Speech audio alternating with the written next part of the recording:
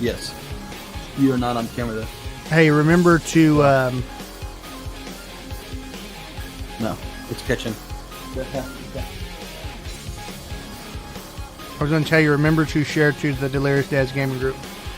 It stopped you again? It worked for a couple days, and now you're done? No, it never worked. I looked up the thing to the glitch, and it still glitches.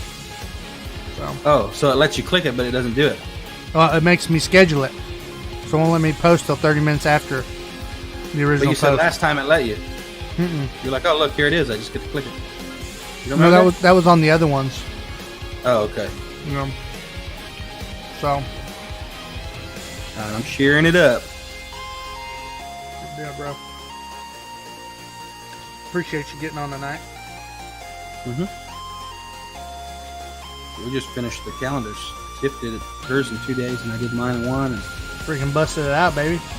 yeah, So are you done for the season then? For what, calendars? Yeah. We're done with the July calendars. I'll have maybe a couple hours left to work when I'm waiting on a couple companies to call back and a couple cities to send some updates. Okay, I got you. And then we'll go to print on probably Friday. We'll probably wait till Friday to send them in print. You still going through Got Print on that? No, those don't go through Got Print. They never have, because Got Print doesn't do small orders like that on calendars. No, that's right. I think you told me that. It was for your other stuff, your Pro Light stuff, I think. That you'd used them before. Yeah, any kind of banners, flyers, that kind of stuff, they're great cards. Yeah, but they like for you to buy a little more in bulk, which that changed, baby. So merchandise.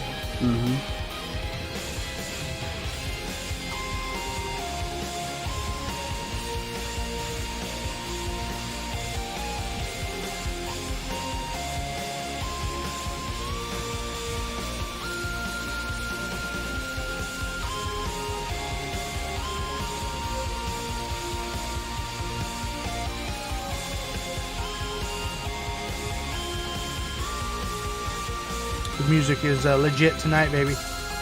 It always is. I always wish I can hear it. True that, true that. Oh, I need to click on that. If there wasn't a delay on the stream, it'd be super easy. You just run it in your headset, you know? Yeah, you're live on here now, right? Though? Yeah, should be. You thought you had sound working there? You know, last week and this week we're seeing your OBS, right? We're not seeing that screen. You're sharing your whole OBS. Oh yeah. I did that on purpose because I was trying to do the full frame on it, and it was causing me to have drops in our audio, like because of the frame rates and stuff. But I guess because my internet couldn't run that many videos at once, because it's also pulling from the Skype. I got you. So it's like 4 different videos going at once on my internet.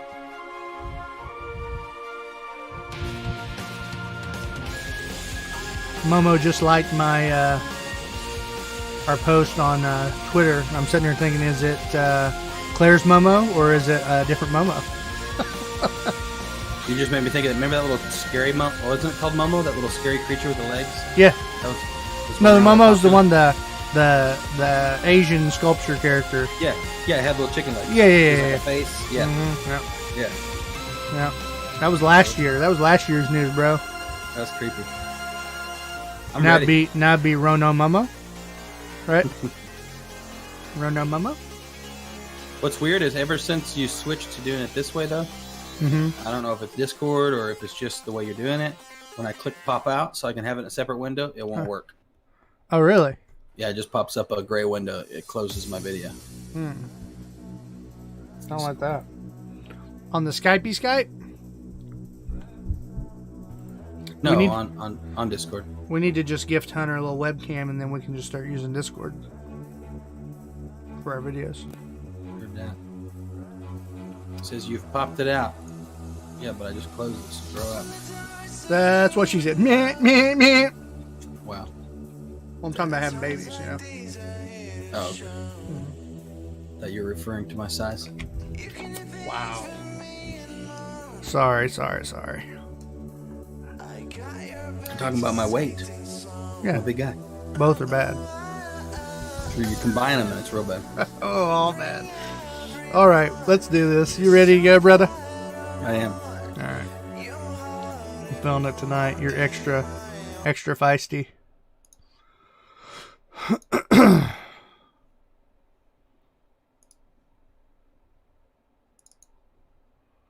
That clicking, guys, is me getting ready. Here we go.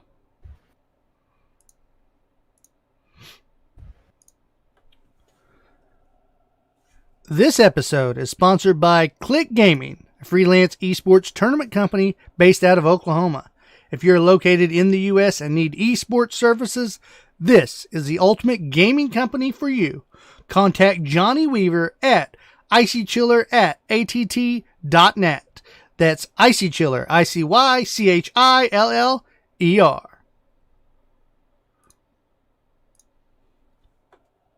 Tonight on the Delirious Dads Gaming Podcast.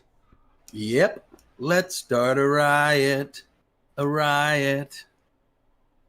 What's that in the sky? Oh, that's me getting shot down.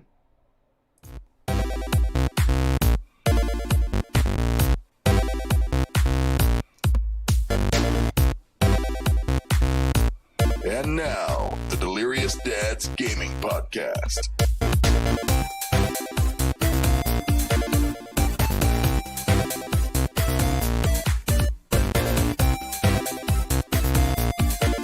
That's right, it's time to stay delirious and get wild. I was going to say stay dadding, and then I thought you were going to say stay gaming. And I was like, this is a different way to start it, but it didn't happen. No, so now I killed you. I'm kind of disappointed. Yeah, it's okay. I didn't want to kill the outro, you know? Yeah. Be like, oh, it's the 1 second podcast. Hey, I didn't realize that. I don't know. Does it always do that? I'm flipped on the video. Am I always flipped? I think so. That's weird. I think you always are, but I moved you down there. But so welcome. Just so everybody knows, they think this is my good side.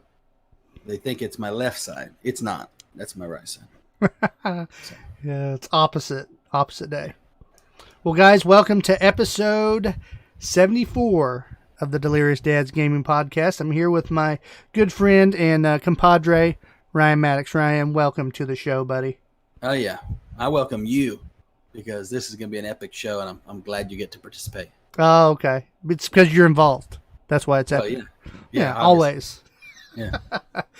Well, Ryan's going to eat some humble pie because we're bringing some good news today, and you're going to enjoy it. You're going to eat every bite. It's going to be great. What do you got for us today? What are you bringing on your end, bro? I'm bringing some eSports updates. Not a bunch of stories.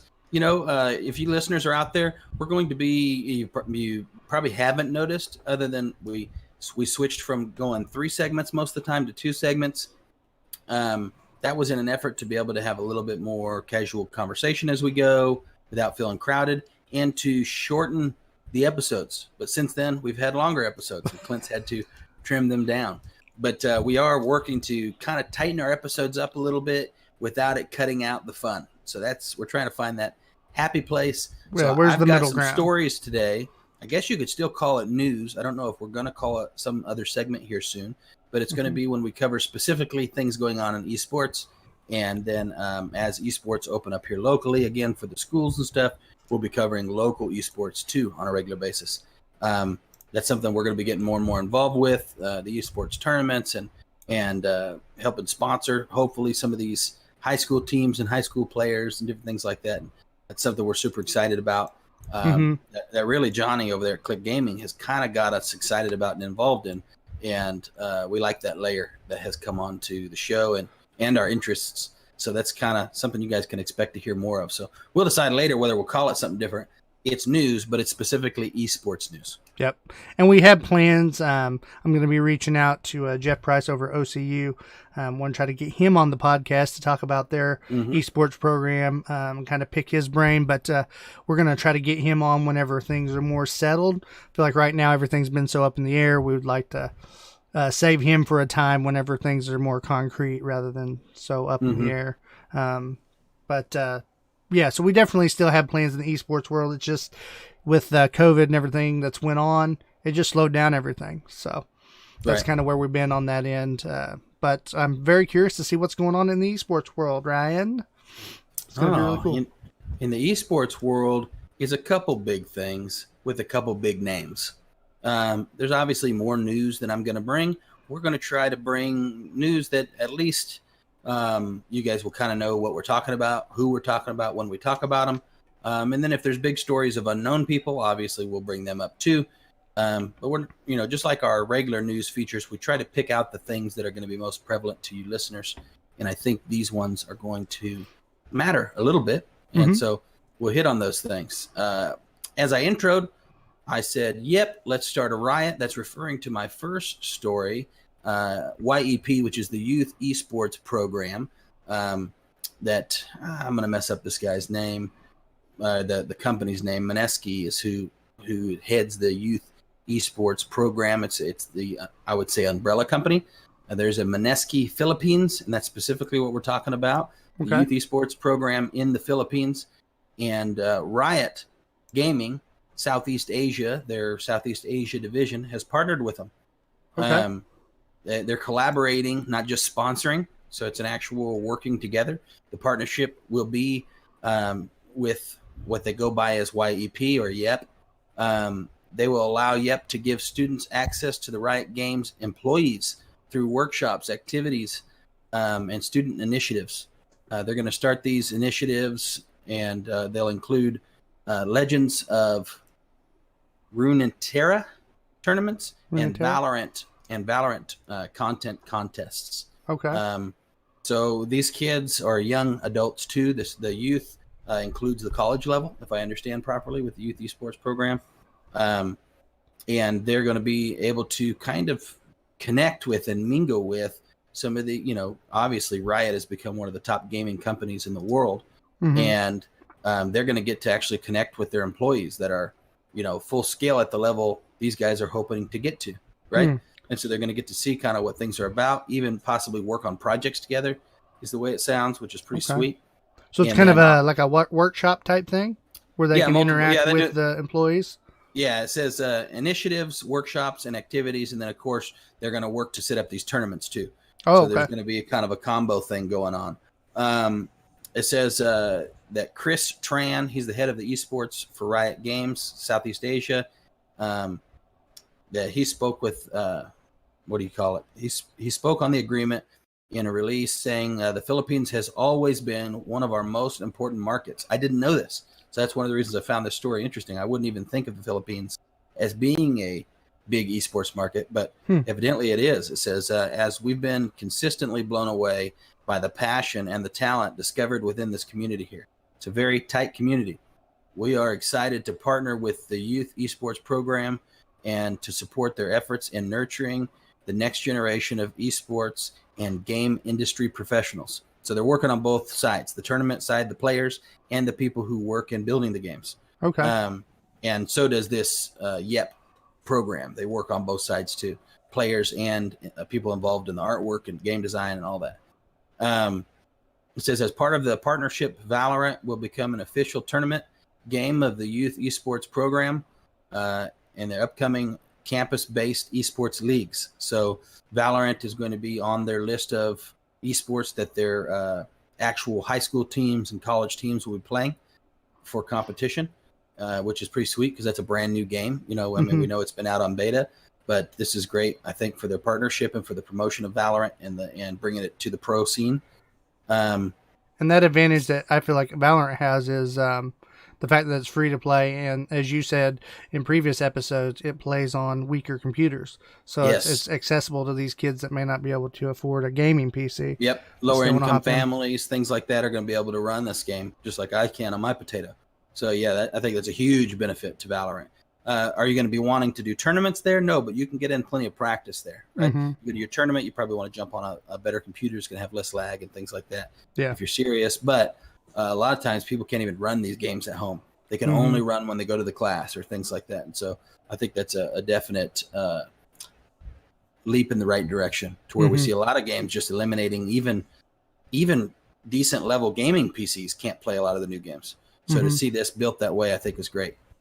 But we saw them do that with, what do you call it?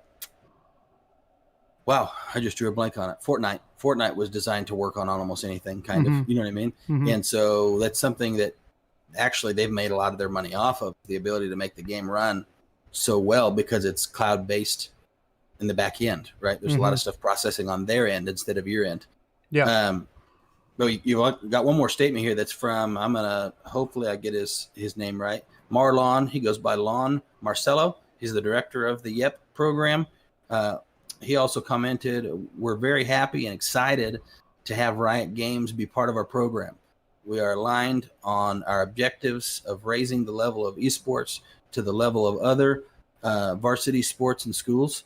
Together, we hope to create the infrastructure needed for students to responsibly pursue their passions in an exciting industry of esports gaming.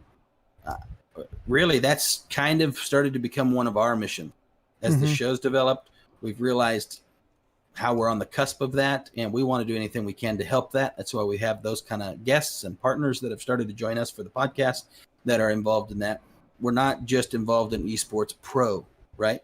Our real interest is getting the young guys involved and finding out that they can, and helping the schools promote their esports programs and helping it become like a normal sport. That is something that me, Clint, and Hunter are all very excited about, and we hope to be part of it as much as possible. Right. We don't want kids to have to be like, well, what if I would have had that gaming opportunity when I was in school to just try and compete at? There's so many real careers that come out of it, even versus other sports, like sports we love, like wrestling and stuff like that don't have much opportunity. You know, you can become a coach, you can go to the Olympics. Now you can become an MMA guy. Before MMA, that was it, was coaching Olympics. That's the end of it. Now, you know, you've got in esports, it's like, just like almost any career in business or anything else, it's limitless. There's so many huge variety of things that you can do because it's becoming such a big industry. And so cool I think to even learn that a place like the Philippines is a key market for Riot Games. I never would have even guessed that. Not that that's what this article is about. And that I didn't know that. That might be because Riot Games, I feel like they have a bigger international reach. Like with League of Legends, you know, it was big in the Asian market. Oh yeah, big time. You know, with how they did with them. So, I mean, I guess it makes sense with the Philippines. I know, you know, we've had some people who are from the Philippines watch our streams before on other games like Rockstar. It seemed kind of bigger with GTA 5. It seems like we have more followers from the Philippines coming in and watch us on that. Or like PUBG was another big one. If I had to think of that international reach, seemed like they had more international players that were somehow getting over to our stream. I don't know, how, you know, so how all that works on the back end. But yeah, I agree with you. We have seen that trend a little bit. Yeah. Next, I've got for you guys, it's a bunch of initials. All these companies are, right, because nobody wants to say the actual name of these companies. But the UCEA, which stands for the United College Esports Association. If you're involved in esports at a high school or college level, you've heard of it. They have partnered with the National Association of Esports Coaches and Directors. That's the NAECAD, which has a lot of initials, but also one of the biggest initiative drivers for the esports community at the college level. These two have actually come together. They both offer huge benefits and attributes on two different sides of the sport, kind of. One is having to do with the tournament play and rules and regulations and helping set up this kind of stuff. The other is specifically in helping build college level teachers, directors, and coaches, you know, around that industry. Okay. So those two companies have come together, and now, or I wouldn't call them companies, they're organizations, right? But same thing, really. They've come together and they've joined forces. The Joint Executive Initiative will launch with the aim to serve, legitimize, and advance competitive esports at a university level. The pair will maintain to keep the emphasis on leadership, advocacy, and professional development for the UCEA coaches and directors. Boom. I love it. We're seeing this kind of stuff happen all over the place, okay?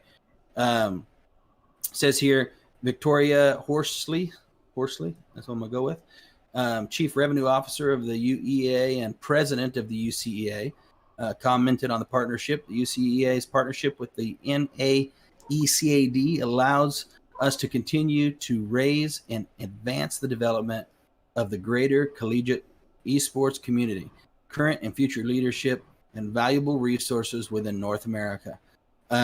This partnership also functions as a think tank that will be driven by thought leadership. It says best practices and subject matter experts. So they're going to have a group of leaders in the industry of esports that will be part of these two organizations pushing progress. That's their whole goal, is to see what's next. It's kind of, we've talked about this before. Esports right now, it's kind of the wild, wild west. Mm-hmm. It's kind of every a new tournament's industry. different. There's not really one whole standard of this is how we're going to do it. Yeah. Yep. And we really don't know what's going to be the standard later. We don't know yet. Mm-hmm. As you see companies like this, organizations that are already have pretty good influence joining together, obviously that's going to expand their reach and the effect that they have on esports. So that's a pretty big partnership. If you're interested in collegiate esports, following the decisions they're making over the next year is probably going to be an important thing for you to do if you're really wanting to kind of follow where esports is going. Because they're going to be a leader in the industry for sure. It says that these two align perfectly in multiple areas, including the mission, their stakeholders, target, audience, and ongoing strategic strides to enhance the current collegiate landscape. Because of everything lining up so perfectly, this was a no-brainer. These guys have gotten together, and it really just sounds like it feels like, when you start a company and you may have two divisions, they just started as two divisions and now they're a company. If that makes sense. Both. It makes sense. It sounds like each group has their own expertise on that certain aspect of esports. So they fill the gap of the other. That's what it sounds like here, and I think it's an exciting partnership. Excited to see what they push forward and what drives forward. This, you think it's the wild, wild west in the collegiate level. High school is even more. It's so up in the air. In comparison to when you're playing other sports, the heads and the directors and how we're supposed to do things and who's doing things and how tournaments are to be set up and how, eligibility and all these kind of things are determined, is all that's just super new for the high school stuff. Mm-hmm. And so there's multiple fronts in multiple states, all trying to figure out kind of how we're going to do this thing. And so we're gonna, I'm sure, follow suit of what the college does. That's what happens. Yeah. College level does something and we follow suit. We kind of jump on that same thing and try to build a miniature version of that. So I'm excited to see what happens with that. That's really cool. It's good. And, we kind of take that kind of stuff for advantage right now, because you think, like, you get into football or you get into baseball or even wrestling, and you think, well, this is just the way the sport is. These are the rules. Well, no, at one point it was a Wild West show, and the organization came together and made these standards and practices that you're going to do to set up how your sport works and what's cheating and what's not. Right. And we're just used to that. You go to a football game and, like if we go hang out with Hunter and we're watching a football game, he's going to get pissed about a certain call that was made because it's against this rule book thing or whatever. And it's like, well, who says that? Well, it's that way. It's, that's the ruls. It's just the way it is. Yeah. And so we kind of forget that even with your physical sports at one point, that wasn't actually a thing. Someone had to come up with it. Esports is even more complicated because you're not adding a sport. You're adding a bunch of sports that are within the esport genre, right? So you're not going to have the same set of rules for every game. You're going to have the same, it's kind of easy to have rules of conduct. That exists across all your sports and collegiate sports, high school, college, that exist that have to do with sportsmanship and things like that. And those are pretty standard, right? Those are going to be out the box. We're going to figure those out quickly. The thing is, what's going on with each of these games, right? Because we're talking about really probably 6 to 8 games competing for the spotlight within the esports collegiate community. That's what we're talking about at any given time. But there's only 6 to 8 games in all of high school sports. So you're literally doubling, right? It's all within one category, but there is a lot to figure out. And then then you have the case of the individual, right? So if that, you got to make sure all the computer hardware that's being used doesn't have any cheat software connected to it that's going to help with like aimbotting or things like that to help with the advantage. So, there's that tech side to it. Industry. It's that, what do you call it? Right there. That's the best thing. What you just said. Technical difficulties don't really exist in wrestling. right? Yeah. I mean, what, your scoreboard's not working? We're talking about We can write that down on paper, baby. That's right. Same thing with football. Something happens, you're just out there playing football, scoreboard breaks. Okay, well, someone's keeping score somewhere, right? Yeah. And the cost that these schools have to invest. You see a lot of these schools are being sponsored by a few people, right? Unless you're a bigger school, like here in Oklahoma, Jinx, Union, stuff like that. They've got the money. They raise the funds pretty easily to start their esports programs. But it's an expensive sport to start. Is it more expensive than football or something like that? No, of course not. The stadiums and all that stuff is super expensive, right? And you got all your gear and all your football. But it's not a cheap sport. People who are not in esports, if you told them, hey, we're going to start gaming, your mind kind of goes to, well, that's should be easy to do. No, it's not. It's a full-on deal. You're going to need a whole room, right? These schools are setting up arenas and classrooms and stuff that are specifically designed to have all this Ethernet ran through the whole thing, and everything's built for high speed. And each PC's got to be able to handle it and run at a high level, you know? Yep. And that's not something people think about. It's expensive. So a lot of your smaller schools that have esports, like Tahlequah or places like that, they are mainly sponsored by a couple people. There's a couple companies or a couple of, dads that happen to have some wealth, and they said, we want to do push this. it out. Yep. And then once it gets going, they get a little traction. But in the beginning, it's really hard to hit a community in a small country town about video game sport for your school. Think about that, guys. And to get that community to understand it. Yeah. It's not like knocking and saying, hey, do you want to advertise? I mean, specifically, that's what I do is I run calendars that are, they are fundraisers for small towns, small clubs, sports, school sports, things like that. That's what I do. That's one of the businesses I run. And I can imagine going and knocking on the door of a business, whatever you call it. Let's call it Screen Time. It's a screen print and advertising local company. They do T-shirts and stuff, whatever, right? I just made up the name. It's not a real company. But let's say we went to them. We said, hey, Screen Time, you guys want to be a sponsor in this year's calendar for the Valorant team esports? The freak are you talking about? That is a huge barrier to overcome when it comes to fundraising. You want to buy, let's just go, you want to buy some cookies for our Call of Duty team? People are going to know what Call of Duty is, but they're going to look at you like, what are you talking about? Yeah. You don't buy cookies not the for same. a game. It's a video game. Guys, wake up. That's what we're trying to do. We're trying to go, wake up, guys. This is a real thing. And they need real sponsors, and they need real help, and they need real, what do you call that? They need a voice, right? They need people to understand this is really happening. It's not going to stop or anything like that. It's coming. But it's just, how do we get it there? That's where we're at. Yeah. And so didn't mean to go on that rant there. I got one more story. Obviously, this is something we've gotten excited about, and you're going to get more of, especially as this COVID dies down. But some say in November. Anyway, moving on. Oh yeah, right at the election. What a coincidence. Let's. Okay, so over here we've got.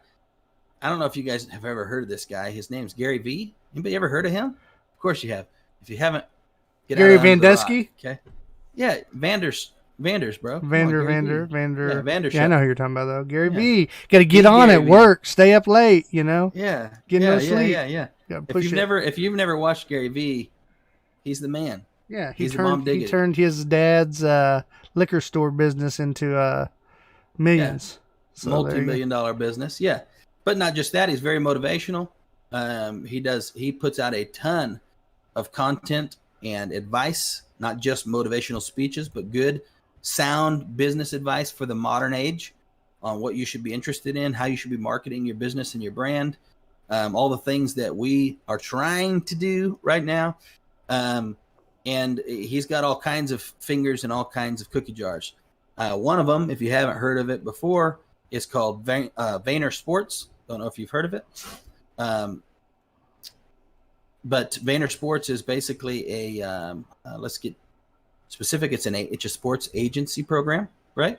So they help guys that are going from college or whatever it is, sports, or guys that are already in pro sports, and they help them get signed, and they work their contract. They're just like there's tons of these guys that do it for music and actors, right? You have an agent, right? So it's like an agent or a producer. Yeah. A lot of people don't realize you have agents in sports too. I mean, you do, but they have started a company called Vander Sports, who does that in sports. They recently added basketball, and they're in other sports like football, and they have obviously on their profile high-profile athletes that they help negotiate their contracts and get them signed with teams and companies and get them contract deals for sponsors with Nike and all that kind of stuff. That's what an agent does, right? You guys following me? Yeah. Okay. The newest addition to Vayner Sports is Vayner Gaming. Oh, okay. You know where I'm going with this, guys? Yeah.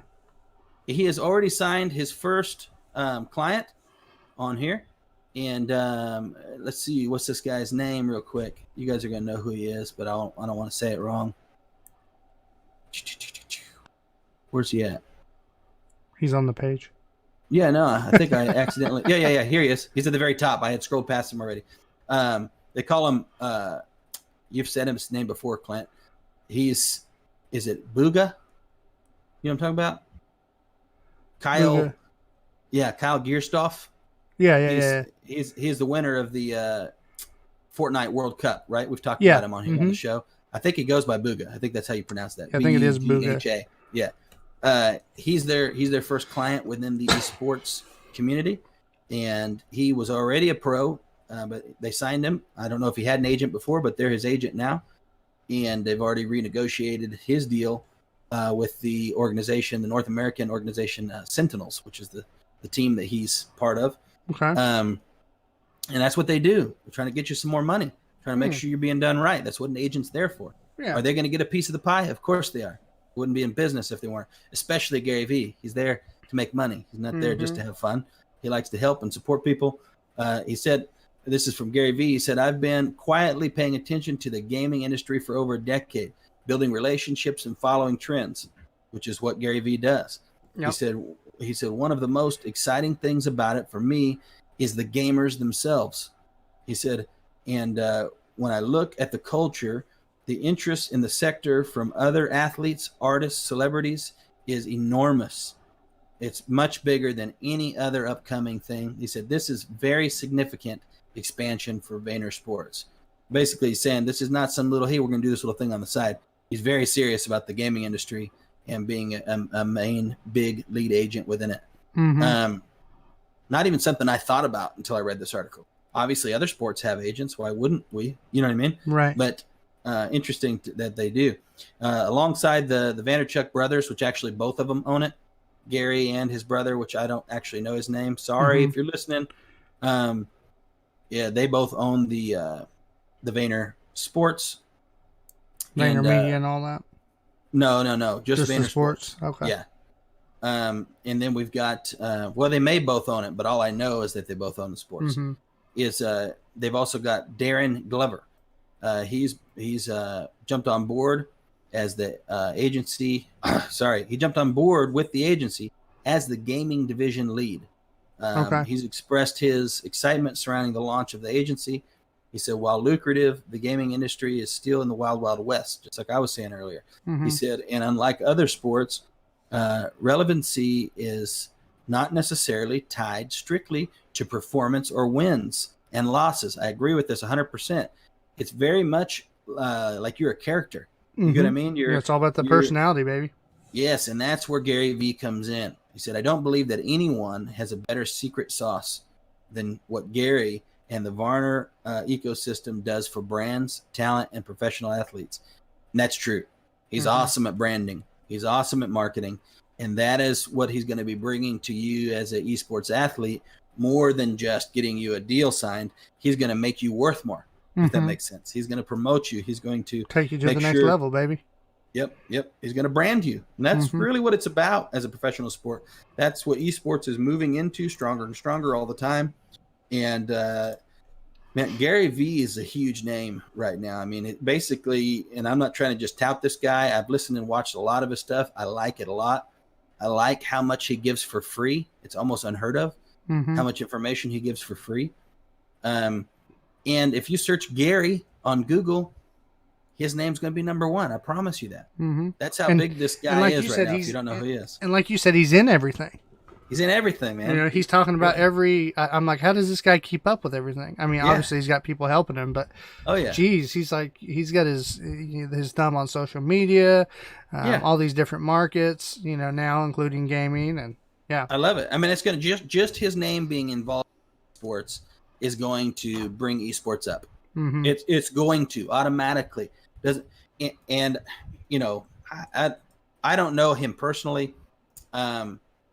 But I know if I was in esports and I was deciding between who I wanted to be my agent, it's done deal.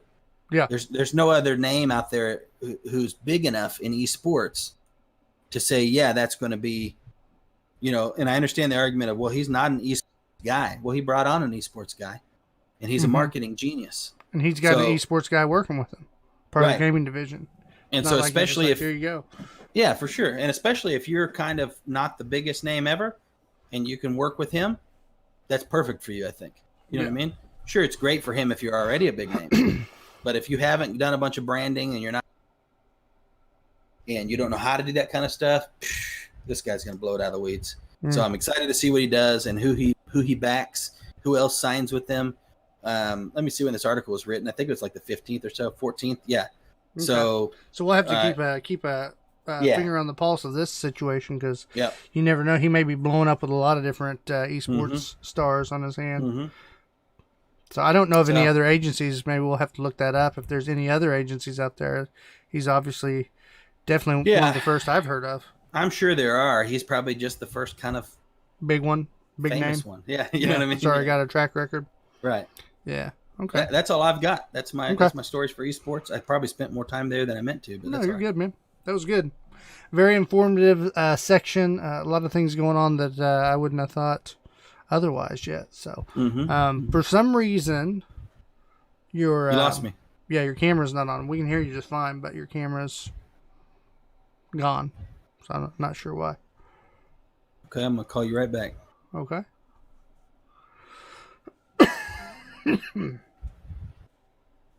We'll give Ryan just a second, guys. It's probably because that computer's on Wi-Fi now. I need to pick up another Ethernet cord. Oh, yeah, that probably I'll do is. That for next week. Because remember, that's what I was having on my end when my laptop Skype would do that it. Great. Yep. I'm back. Yeah. It's kind of... Oh, man. I lost some weight between that. I look good. So hot up here in this room. Jeez. What up, Caden Youngblood? Welcome to the stream. We just covered some esports action. Don't know if you caught that, but later on, scroll back, you'll get to listen to kind of what's going on with esports right now. It's something we're going to be following more and more as we continue on through the year and into 2021, which cannot get here soon enough. Well, Ryan, thanks for bringing us that info, bro. You did a great job. It was very good information. Next, we're going to be hitting gaming news of the last week. Not a ton of news going on, but we're going to hit on some things that seemed interesting to us. So we're going to switch gears. And coronavirus has gone virtual. There you go. It's coming through the keyboard. Well, I'm still gaming, just so you know. It's not going to stop me. I'll game with a mask. Just put a mask over your keyboard. Yeah. There you go. Little plastic wrap. There you go. Good. You know what I'm talking about? Those little swings. Yeah. I haven't seen one of those in like Leaks for Geeks.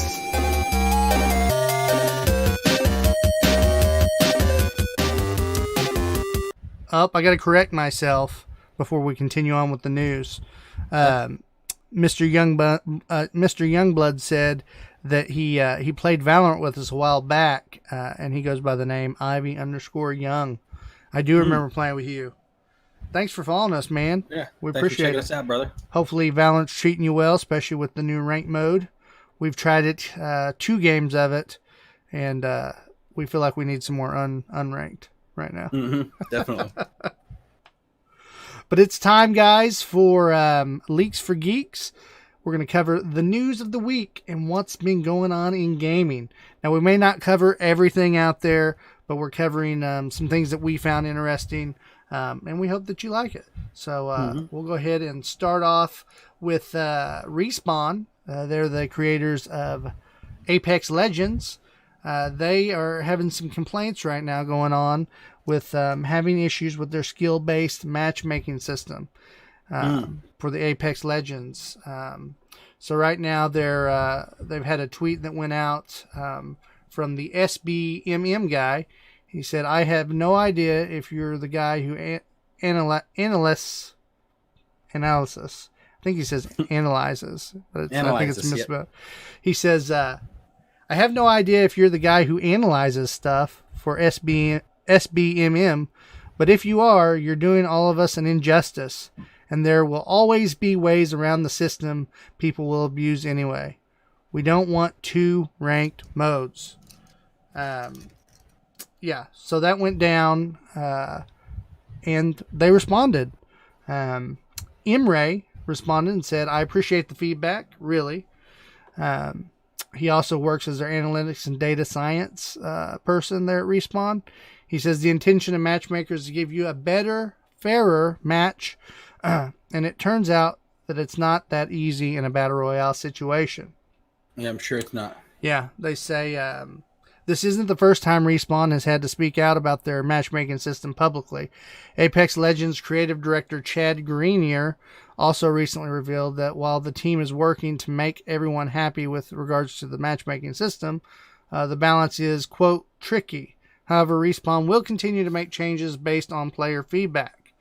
They do say here that since Apex Legends Season 5 dropped, there was a very noticed change across the updates, which was some of the buffs and nerfs that they gave. And one of their top players right now, or characters that are being picked, is Wraith. And she's actually been used 27% more than the other characters. So that makes her a very significant popular character in the game right now. So, yeah, they're having some balancing issues, but they're vowing that they're trying to fix that. We haven't touched Apex Legends in a while to know how that's feeling. I think the key for almost all these game companies right now, and it's not like Riot has been without their mistakes in Fortnite, right? Plenty of mistakes. One of the things that Riot does, Riot's Valorant. Oh, my bad. Yeah. Because the article I was just reading. The Epic Games hasn't had their issues with Fortnite, of course, right? But the difference is that I think one of the big keys is they've listened to their players, right? They've made their adjustments, and they've made, I think, big mistakes and big adjustments, and then big mistakes and then big adjustments. Another big company that has had years and years and years of success, and has had ups and downs in this department, in my opinion, is Blizzard Gaming, right? Specifically with WoW, right? Yeah. When they were doing they listened all the time. I think after their partnership with Activision, they had a couple down spells where it seemed like they just kind of made some mistakes one after another. And then it seems like they've kind of picked back up and started listening and going, okay, hold on. What do we need to do here? That's how these companies survive now. They're not in control as much as they used to be.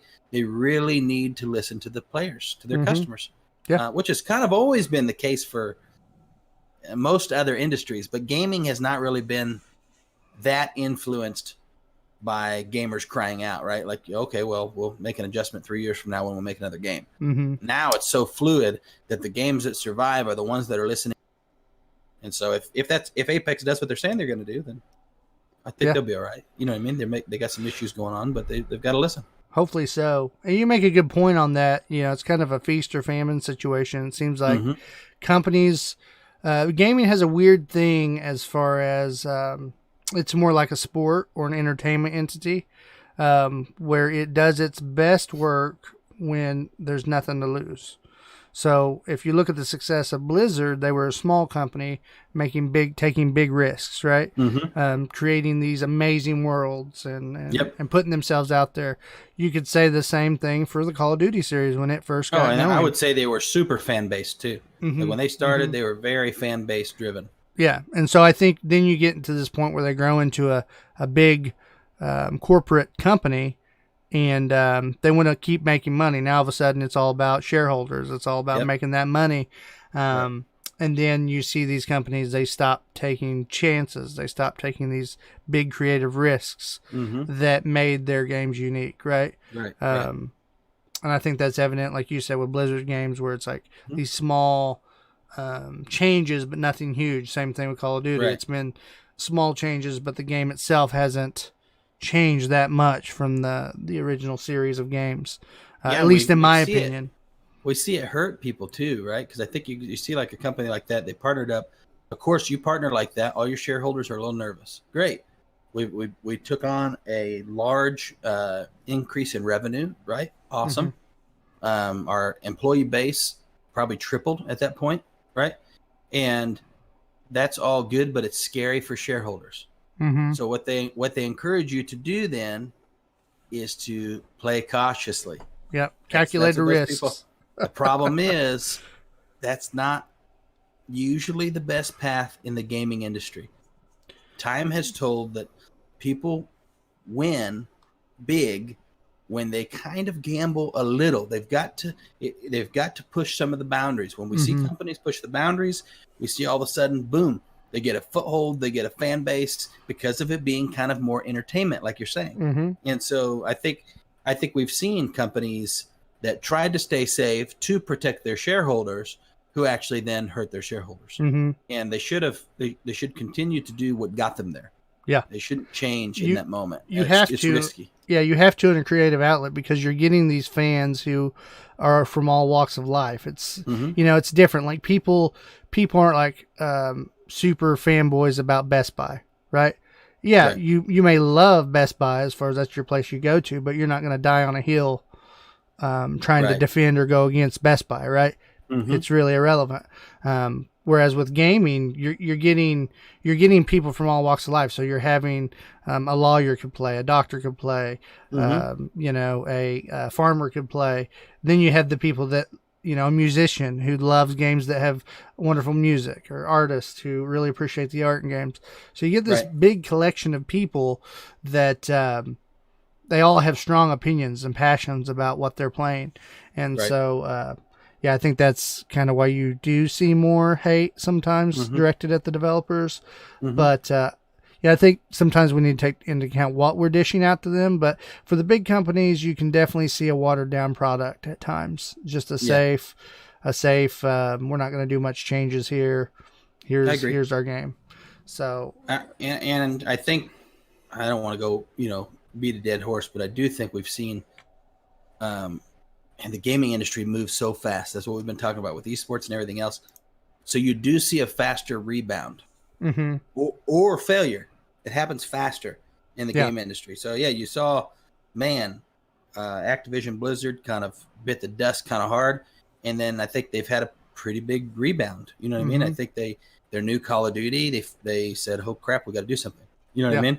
And their new Battle Royale, they made some big enough changes that they didn't lose everybody. But if they had taken much longer, it can really be devastating. Yeah, people in the could leave you. type industry, right? Yeah, you can lose your. And the same thing for WoW, right? I would say, I guess that's their two, that and now Overwatch, but that's their two biggest platforms. They've kind of said, okay, let's do it. Let's make some of these changes because we don't want to lose everybody. And I'm glad they have. Yeah. And they had a down spell. Things are looking good. And other companies can learn from that too and go, hey, look, if the big companies got to make some moves, you know what I mean? Yeah. When the fans cry, then obviously as a small company, you have to make, because you don't even have the, what do you call that? You don't even have the, like the following, right? You don't have the people that are like committed to you, that have a little bit of WoW running through their blood. Those don't exist on new platforms and new companies and developers. Right. So those guys have to listen quickly and make the adjustments. Exactly. Sorry, I've got some kid aggro over here. Yeah, you're good. You're good. Okay. So yeah, I mean, you're definitely right about that. You have that audience that's true to that genre. With WoW, I think they're just, I don't want to say they're milking it, but I think they're just trying to keep their fan base and figure out how do we reach a broader audience. How do we get these young kids that are playing Fortnite to come play our game? So you probably catch some of that with Overwatch. Well, I don't know if I want to run down that rabbit hole. I'm going to ask one question, and you can answer it with as long of an answer as you Okay. think fits. Sounds good. Do you think that we've never had, in my opinion, there's no other game like WoW that has the longevity. Hold that thought real quick, Ryan. Hold on. Sorry. Okay, you're good. Your dad, Delirious Dads.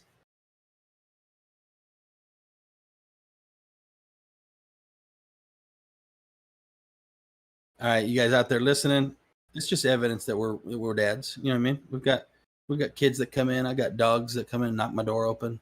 All of a sudden, I'm like, what the heck are you doing in here? We're at home. We're a home-based podcast. We each do it from our own house. And, you know, the loved ones are part of this thing. And that's part of what we talk about sometimes on the show is how do you do both? How do you do the gaming? How do you do your other passions and not neglect the family? So if it bothers you, forget about it. We'll obviously cut it out in the regular show, but it's part of the beautiful things about listening live. I was rearing up that question for Clint, though. And now I'm thinking I don't want to lose track of what I was going to say. It has to do with the longevity and the possibility that are even there for World of Warcraft. Not what they should do, but can they do? And so Mr. Stanley is back live and in color. Sorry about that, guys. So you were going to pose a question. Yes, I'm ready. Okay. A company like World of Warcraft, right? Mm-hmm. A game like World of Warcraft.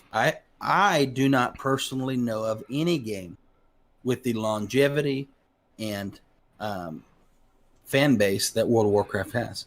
Mm-hmm. Not that there's not other games who have had more players. That's not what I'm saying. Mm-hmm. I'm saying I don't know that there's any game that has had more players as long. There's a difference. Does that make sense? Mm-hmm. The retention. I think World of Warcraft has a retention level that is unprecedented for games. Mm-hmm. So, real question is, okay, can they? Not what should they do, but is it actually possible for World of Warcraft to capture the young, new Fortnite community? Or is that a new baby? That's a good question. Man, that's a really good one because that's kind of a hard one too. In the case of a lot of these WoW players, played this game when they were in middle school or elementary school, and they've kind of grown up with it, so it's a part of their life, right? Right. And then your older players have been playing it since they was in high school and got out into college, and so it was part of their college years, something that they did. So it has those emotional attachments. You also have this thing with WoW where they had it. You know, there was three Warcraft games that had came out before this, so it had already fleshed out characters in the world and giving that world the lore that you would have in a real world, right? The legends and the the history behind it. As far as Fortnite goes, I don't think the game itself, Fortnite, would be something that would be around, I guess. So I don't know that they can capture that audience because of I'm not specifically talking the Fortnite audience. I'm talking the generation that plays Fortnite, right? I do not think that there is a very large audience under 22 years old who is joining World of Warcraft. We could check statistics, but I don't, maybe you probably have a decent amount between 18 and 22, and then below that, you're done. Put a fork in it. It's probably a very small percentage. Right. And so what I say is, I'm not saying to quit World of Warcraft. I'm saying it almost seems more logical and possible for them to recreate something of the same caliber, right? The same attention to updates and continuation and an MMO style, but that has, when you joined World of Warcraft, it was unprecedented in its style of gameplay and ease of play. Does that make sense? It was right. It's kind of like the Valorant thing. Anybody could hop on and play. Yeah, and it wasn't super graphics. Like the graphics were never super amazing. People joked about compared to other things like 360 and stuff and other things that were out. It wasn't, but that wasn't their thing. Their thing was the style of gameplay was unprecedented. Right. Does that make sense? So I would say that Blizzard Activision needs to release something that pertains to the new style of gameplay, right? That is, you can't make WoW that. You can't, because you're going to lose all your old. They already tried a little bit to make WoW that, and they had a revolution on their hands. You know what I mean? And so forget that, and you stick with who you've got, and you retain those guys as long as you can, and you start some kind of a new project that is for this young generation that's coming up. I just can't put my mind or my finger on how they could do that with WoW. I kind of had an actual new iteration or something. I kind of had the feeling that Overwatch was going to be that, but again, though, it's a shooter, so it doesn't have that that lifespan to it. But Overwatch does have a great following. But you're right; it does. It's not the same category. It's not going to be the same longevity. If they want WoW to, like you said, appeal to the newer audience, the younger audience, they would almost have to. I would say the strategy they would have to do is literally do a new Warcraft game. That's what I'm saying. Maybe a new iteration. First establish the new lore and the new direction, the new style, and then release the next thing. But the weird thing too is MMOs are kind of in a weird spot. Like a lot of them have went free to play. Warcraft is literally the only game I know that's still subscription model. All the other MMOs, including Elder Scrolls Online, have had to go to some type of free-to-play element, right? Right. To survive. But somehow they're still doing it. So I don't know. It's kind of that thing is, does it last 25 years and then they finally decide, hey guys, we're shutting down the servers. Game's over. I don't even know that you have to shut it down. I mean, how long have they been? How long what? How long has WoW been around now? 16 years.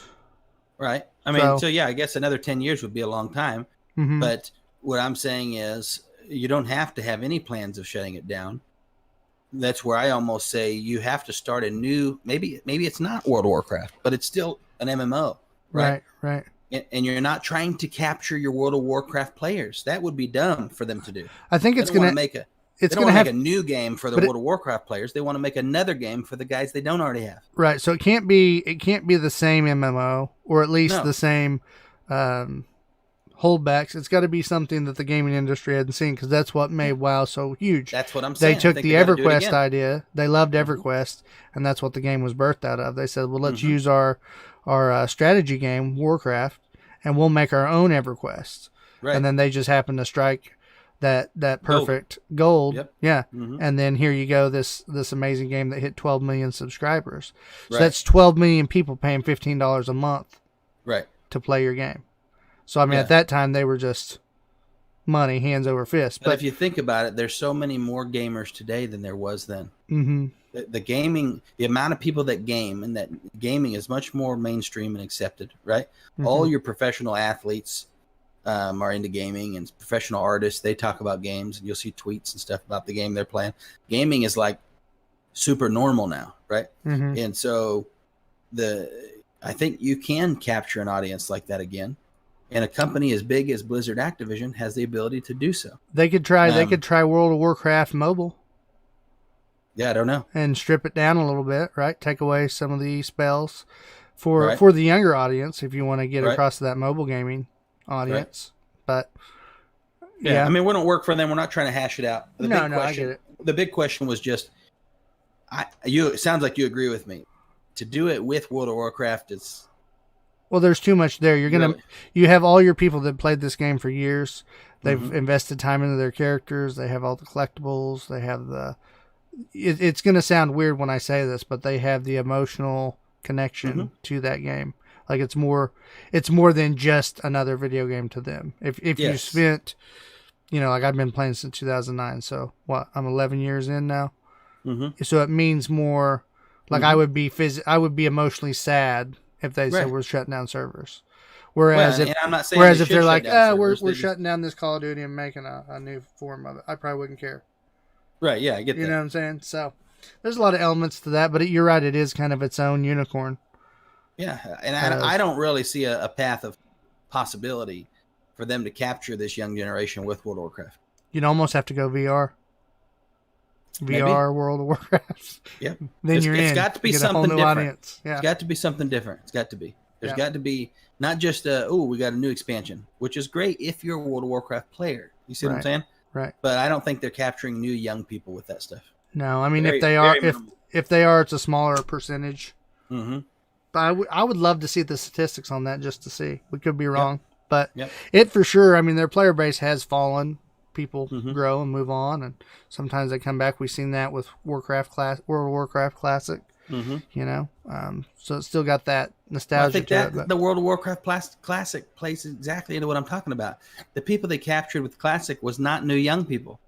The people they captured with Classic was the audience they lost for trying to change too much. Mm-hmm. And so maybe you stick with those people. There's a lot of them, and they are serious. And they're still fans. sticking with Classic. I mean, they're about to release a new raid. Yep. Well, and new as in old new raid. Right. But I'm saying you stick with those guys. You give them what they want. You keep listening. They're going to keep playing games for another 20, 30 years. Those guys, were still young. Mm-hmm. When there was 15,000 or 15 million people playing World of Warcraft, those guys are still gamers and will be for 15 or 20 years at least. Yeah. Right. And so keep them. There's tons of money in keeping them, and then build something else for the new generation. That's what I say. We'll see what happens, but that's what I think would be the best. And they were smart with the way they did it. It was like if you already own the existing game, just pay your subscription. You got the Classic. Boom. Right. There you go. Yep. All right. What else you got, Clint? Sorry. No, you're good. We'll go through the rest quicker. The next story that I have here is Marvel's Avenger video game that we've talked about here and there. Really hasn't been a ton of news, but now we got a little bit of news for them. The beta is beginning next month in August. Developer Crystal Dynamics shared that Marvel's Avenger beta details with IGN, explaining that the beta will become available at different times depending on where you're playing and whether you've pre-ordered. So they say here, that one. Looks good. They say here August 7th, PS4 pre-order customers can start playing the beta. On August 14th, all PS4 owners can start playing the open beta, and PC and Xbox. Xbox One pre-orders customers can start playing the beta on that date. And then they say here that August 21st, PC and Xbox One players can join the open beta as well. Okay. So it looks like they're giving it. So it looks like they're giving it to their pre-order people first. Right. And then kind of opening up to the general audience. Nice. They also say here, Crystal Dynamics hasn't confirmed how long the beta will go, though it is teasing more details to come as its next Marvel's Avenger War Table presentation is set for July 29th at 10 a.m. Pacific Standard Time. Creative director Sean Eskai explains some of what's going to be in the beta. They say here that you're going to be able to play a piece of the original single-player Avengers story campaign, fighting through co-op missions, experiencing hero and world progression, and exploring war zones and drop zones. A new kind of mission we'll talk about in the upcoming War Table on July 29th. Do you remember? It's been a while since we talked about that game, but do you remember it? It's not open world, right? It's co-op, but it's kind of. But it's going to be more mission based, more linear. Yeah. Okay. Just trying to. That's what I thought I remembered by the previews and stuff. Yeah, but they haven't really went into detail with the co-op, so it's like, how much of a reaction going to get to play co-op? So we'll see more on that. I think that whole game is built around co-op. It needs to be. If it's not, it's a travesty. Yeah. Well, earlier you heard me say, "What's that in the sky?" It's me getting shot down. Well, that's because we're still having some cheater issues in Call of Duty Warzone. Yes, in a video by streamer Tim the Tatman, who is pretty popular over on Twitch, it shows Tim the Tatman is killed right after his teammate Klosky is killed by the same player. There's a video out there. You can check it out on YouTube. But they have no idea where the player is. He's cheating, Klosky says, as Tim wonders aloud what happened. The two watch the player screen and quickly determine he's using an aimbot and a Kar 98 rifle with sought-after Damascus skin. Instead of backing out of the game, though, they decided to stay in and continue to watch the player. So they watched it. Then they realized that the streamer was actually watching their stream. Yeah, so he'd been stream watching them the whole game. So they say here that... hold on. That means the cheater was streaming the whole time? Well, he was watching their stream on Twitch. Like, he had it pulled up. So when they started watching him, he realized... I got you. Right? Yeah. So not only was he cheating, but he also knew where Tim the Tatman and the other teammate was. So they say here, this dude's blatant and he's watching the stream.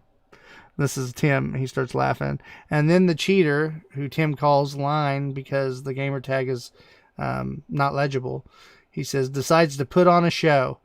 That the player shoots parachuting players out of the sky that aren't even on screen. Quote, honest to God, bro, even with an aimbot, I didn't even think you could do that, Tim yells. The rest of the video is truly remarkable. So you can check that out if you want to see kind of how the aimbot works and some cheating. So just search up Tim the Tatman, aimbot cheater or whatever. You'll find it. It also says, despite Infinity Ward cracking down on cheaters, including adding a 2-step SMS authentication for new PC players back in May, you can still see that cheaters are still getting through. I don't know what you do. What? I've just never really understood unless you're making a funny video, right? Like your whole point is I'm doing a stream and it's funny that I'm cheating and people are watching me cheat. I'm openly cheating to be funny, which of course then you're going to get banned. But you get what I'm saying? If you could do that without getting caught, well, then I would understand why to cheat, because you're doing it for publicity. You get what I'm saying? And I'm not advocating cheating, but I'm saying you can use cheating to be funnier, to be more entertaining, right? But if not, why? Why? I don't even understand why you cheat on a game like that. I've never understood I'm playing, some of the old games, and I put in some kind of cheat mode because I'm playing a campaign, right? And I've got everything on one-shot kill or infinite grenade launcher or whatever the freak. You know what I mean? That's not what we're talking about. That's just to goof around. You're not hurting anybody. Affecting anyone else's competitive, game. Right? But I don't understand why you even would want to, in a competitive game, just cheat all the time. Right. But then I got to go, listen, because you're a cheater, right? I mean, it's just the way it is. You're not going to go to tournaments and do that, right? You're going to get caught too easy. Yeah. But in all reality, in every other sport, even in tournament level and professional level, there's cheaters all the time. There's people that use steroids. There are people that do all kinds of things. There's people on YouTube who are professional, weightlifters or whatever, who get called out and caught all the time for lifting with fake weights. Yeah. That they ordered from China that look just like real weights. Or Tanya Harding, take a freaking pipe to the lady's shins, Yeah. Yeah. So you get to win. Yeah. Why? I don't understand it, but it exists in every sport and every aspect. So I got to go, okay. People are just crazy. It doesn't make any sense to me. I guess for competitive, it makes sense. Like if I'm competitive gaming, you can cheat and it's like, oh yeah, I'm the best. I know I'm just pissing these pros off, or whatever. Right. But like as far as even single player games like GTA, I'd put in the cheat code, get all my stuff, and then I was bored. I was like, okay. Yep. Takes it away. There's no reason to play this now. Yeah, that's what I'm saying. Even when you're playing online, it's the same to me.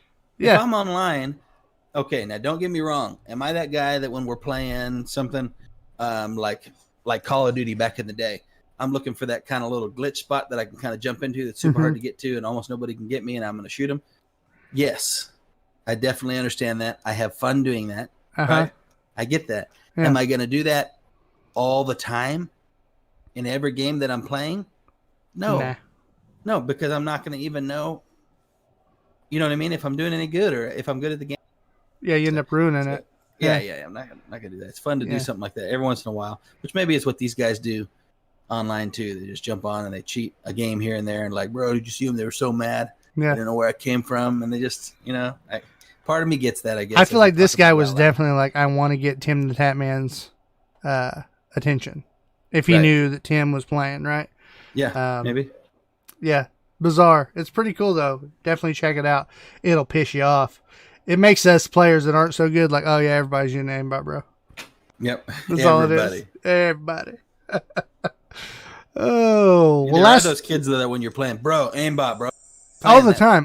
Saying that. Freaking aimbot. Yeah, dude's definitely got an aimbot. Cheater. You just suck. Simple as that. Oh, man. Hey, Valorant sometimes makes you feel like that when it's like, toothpick hit me in the side of the head and it just, boom, you're dead. Yeah. The wind blew. My head exploded. Yeah. Well, last week you talked about Xbox Series X a little bit, particularly about prices. Well, we've got some game news. So we'll just we'll hit it off. Podcast. Oh yeah, well, game news related to Xbox Series X. Oh, like what games are coming out? Yes. Hey, do we have any new news on the pricing? Because Mike, one of the guys that was listening last time, had asked. He said, "I heard the pricing came out. I still haven't heard that yet." No, I think he's getting you a little bit. Yeah, he might be. He's poking at you. What games we got? Well, they said here that they had announced back in I think it was May 2020 some of the lineups that they had, which was of course Halo Infinite, Fable 4 had been mentioned, and then FIFA 21. But it says here, the official game reveal event's going to be July 23rd. Looks like. So we'll follow that, guys, and probably do an episode dedicated to that, just like we did PlayStation 5 reveal.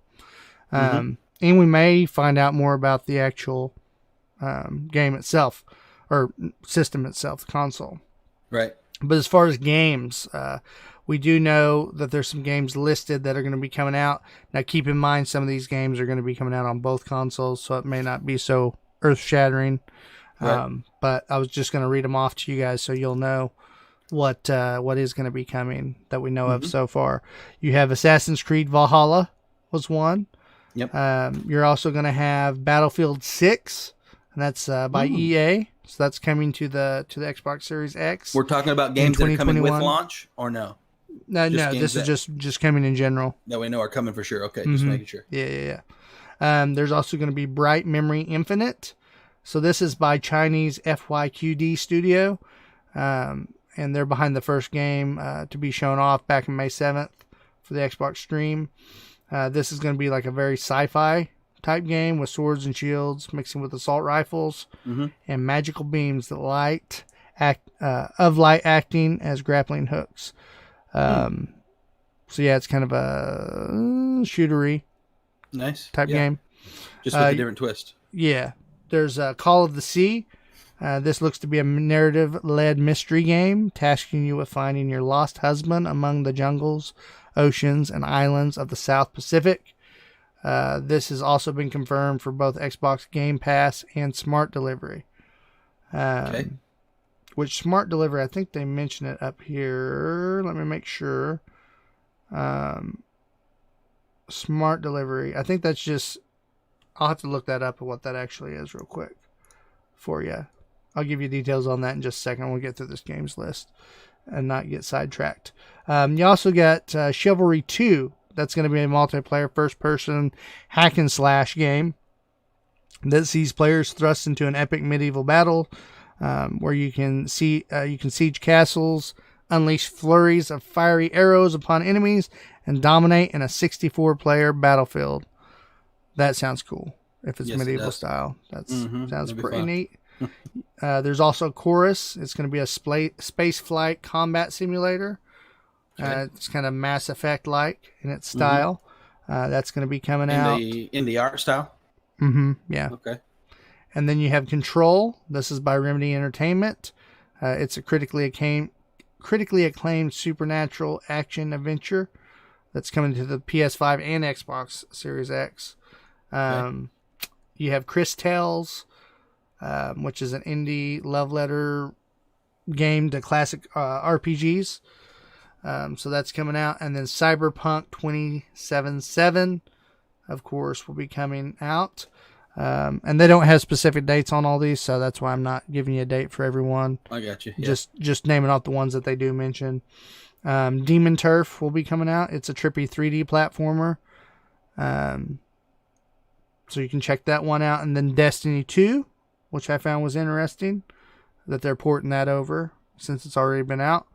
But that's going to be coming. Dirt 5, Dustborn, which is a single-player, story-driven action-adventure that sees you leading a band of misfits across a divided USA on a mission to teleport a package.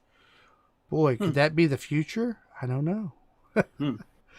We also have Dying Light 2. That's a zombie game. That's very much like the old Zombie Island or Dead Island. Right. Yeah. So that'll be coming out. And then Far Cry 6 is coming to the Xbox Series X, and it's going to be utilizing the smart delivery.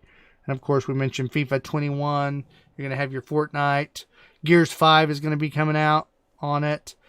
Gods and Monsters, some of these games we've talked before in the podcast, guys. I wonder if there's any bumps in some of these games that are already out. Like Gears 5, is it going to bump? You're going to get a different look on the new versus the old since it already is out. You know what I mean? Yeah. And if so, that probably means they pre-designed it for the one and then dialed it back for the X and dialed it back for the one. You get what I'm saying? Yeah. I'm interested in what's yeah, like when they originally developed it, like we just got the stripped away version. It does say here that Resident Evil 8 Village is coming to the Series X as well. See, we weren't sure when that first came out, was that going to be Sony exclusive or not? Doesn't look like it is. But there's a lot of games, guys, that you can look up. I just want to cover some of them. A lot of the big titles about what like you would expect is going to be on there. A lot of the bigger ones. You do have Watch Dogs Legion that's coming out. But yeah, so check it out. As these other games, like I'm sure, like when GTA 6 ever gets announced, I'm sure it will be on both. Or like Elder Scrolls 6, same thing. But that's just a list of some of the games that are listed to come out. But it's a pretty lengthy list as far as what they know is coming. So we'll see how this reveal event comes. I was checking on this too, and actually, I think I asked this question the other day and just didn't notice, didn't get an answer. I just don't remember. Correct me if I'm wrong, but I think we were asking if these are going to support 8K. Did we answer that? I don't think we did. I'm pretty sure they're probably sticking to 4K. I wouldn't see them moving to 8K, just because most people don't even have 4K in their homes, right? Right. This article here on the sun.co.uk came out a couple of days ago. It says that this next generation console is due out just before Christmas and promises stunning 8K graphics. That's what made me ask that. Okay. Was that for Xbox or both? Xbox One, yeah. Okay. Xbox Series X? Yeah. And one of the other things that kind of had popped in my head is the fact that I think earlier on people were saying, hey, is this new Xbox, since it looks like a freaking mini fridge, can this only stand up? It's got the big vent on the top. You know what I mean? And is it meant specifically to stand up? And they did release and say, no, it's meant for both. You know what I mean? Okay. You can lay it on its side or stand it up. And that's another little thing on the Xbox, it looks like the controller's a lot like the Xbox One. Very little changes other than things we've already talked about, right? Like that was on the PlayStation, haptic feedback and everything, wasn't it? Yeah, they just look like the Xbox controller now. That's right. Yeah. This Tricky. will have the dedicated share button, which we talked about on the PlayStation, but it'll also be here on your Xbox Series X controller. You're gonna have a share button for going live and stuff like that. So that's smart. Obviously, everything's going that direction. Yeah, the more these things come out, we'll go more streaming friendly. Yeah, there's no price release. People are still expecting it to come out at $4.99. Okay, and I did want to clarify, guys, on the smart delivery, which I mentioned earlier out of nowhere. That is a new feature. So these games, if they have the smart delivery feature, what that means is simply, if you buy one version of the Xbox game that supports smart delivery, you'll always have access to the best version of that game later down the line, no matter which hardware you're playing on. So that means if I buy Grand Theft Auto 6 on this first version of Series X, and they come out with a Pro or whatever, like a higher version of that, and re-release GTA 6, I get GTA 6 already because I have ownership. So there's not going to be any more of this. On the games that qualify for this, there will not be any, I got to buy it again on this platform. Right. But I think it's only going to be within the Microsoft realm, like I got you. Xbox only type deal. Mm-hmm. But still, that's good to know. If you upgrade, you don't have to buy it again, kind of thing. Mm-hmm. Or if you want to play it on PC. So that's it on that portion. And then I just wanted to finish up here. We had talked about the banning of Dr. Disrespect. It's still been watching and waiting, trying to get some info. Yep, it's still been pretty quiet, but there was a little bit of news here, and just wanted to cover it real quickly. So if you guys didn't tune in, I think it was 2 episodes ago, Dr. Disrespect, back on, I think it was the 26th of June, somewhere around there. Yeah. He suddenly got banned permanently. No one knows why. Twitch came out and just said that they just kind of stood behind the terms and policies were broken or whatever, and didn't elaborate. And Dr. Disrespect later on the 27th of June, he came out and said, hey guys, I don't know why I've been banned. Twitch hadn't given me the specific reason, and kind of left it real vague. So it was definitely like, ooh, this is a legal thing between the two, right? Oh, so yeah, they're both staying definitely quiet. Weird. I had also mentioned that Slasher had came out. He's a streamer. And he came out on Reddit or not Reddit, but Twitter, and had made some comments, but was real vague too. Kind of like, who knows what's going on, but it is big. Right. Well, we do have a little bit more news here. Slasher was one of the primary sources when the news broke, and he kind of usually knows things that are going on within the streaming community before the news breaks. He's that guy. That's what he's known for.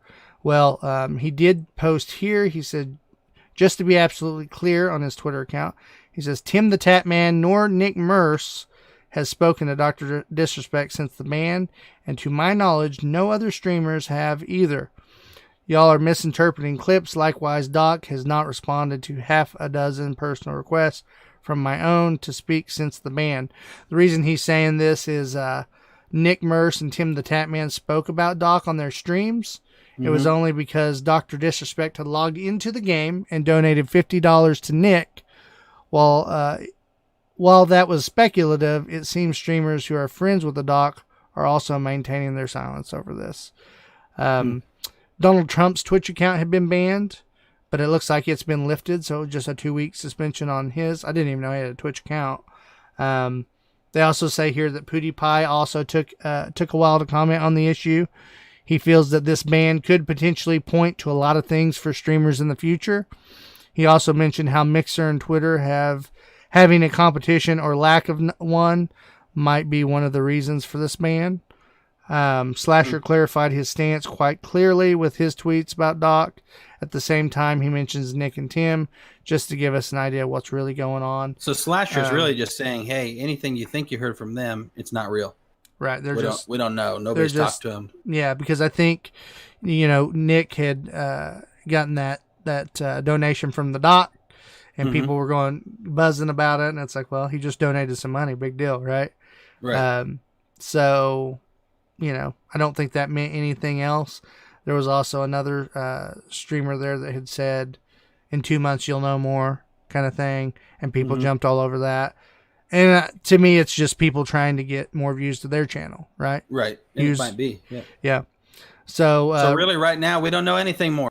Well, there was another little change here. It says that they did learn. I'm waiting on the nugget. Give me the that nugget. Dr. Disrespect has changed his Twitter link from Twitch to YouTube. However, there's nothing more conclusive than that. So that's still speculation. To me, that's where the Doc's clips and highlights are anyway. So it makes sense to me as a brand. Right. Keep him in people's minds. Don't let him just go dark.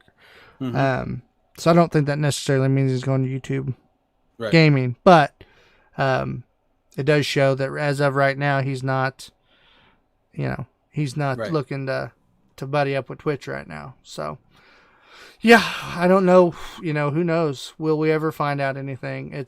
It will surprise me if we don't, just because how big he is as a brand. We will. What do you mean? He's got to go somewhere. America. It's called public record. Once it goes through court, you can find out. Well, no, I know, but Twitch doesn't have to give the reason, right?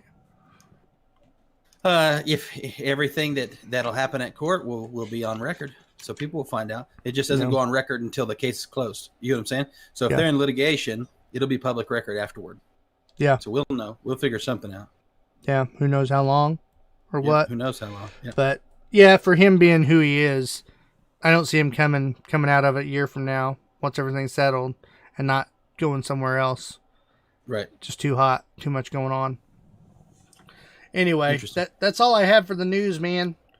There's nothing huge that went on this week, but some little interesting tidbits here and there sprinkled through. Oh, yeah.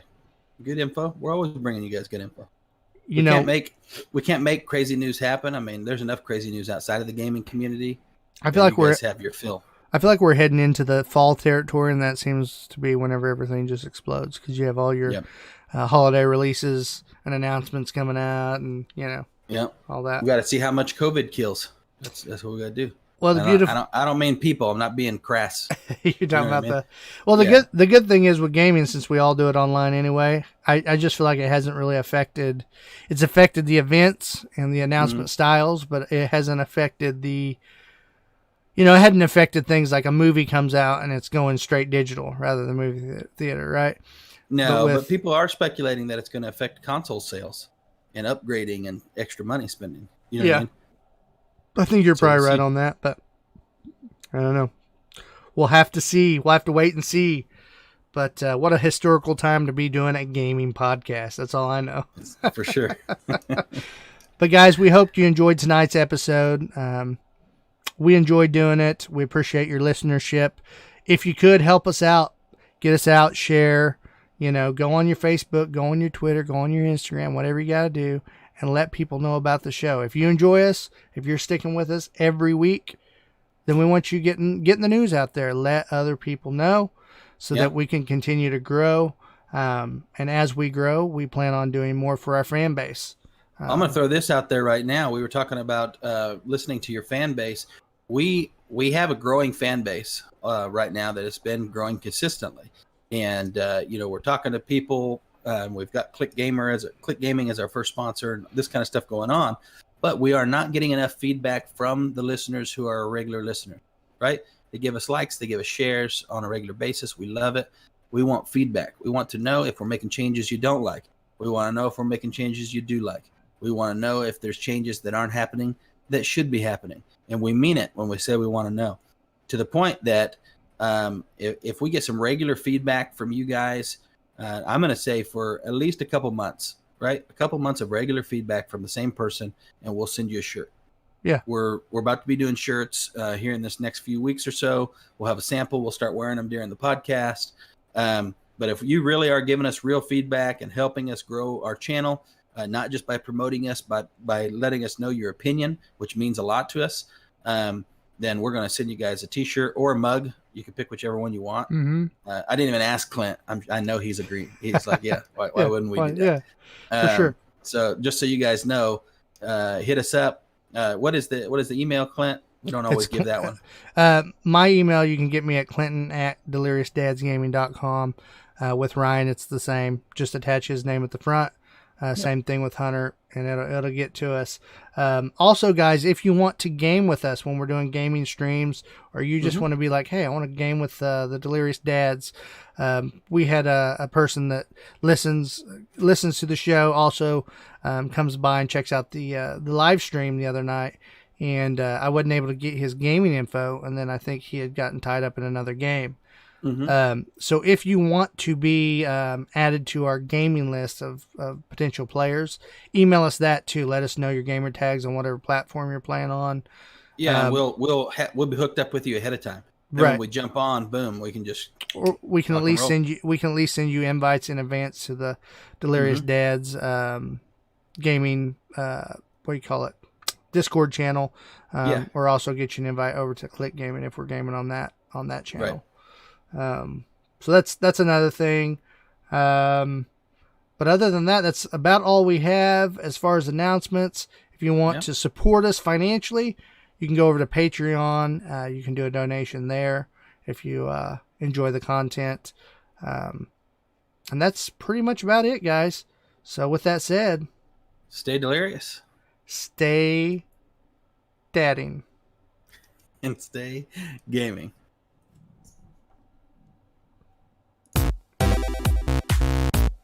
This has been a Delirious Dads production. For more information about the show, visit our website at www.deliriousdadsgaming.com.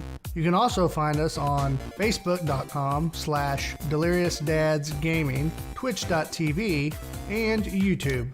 Make sure you like and share our pages to help us grow the channel. You can listen to the podcast on iTunes, Google Play, Stitcher, and Spotify. Please leave a rating and review if you enjoy the show. Thank you again for listening, and we hope to see you next time.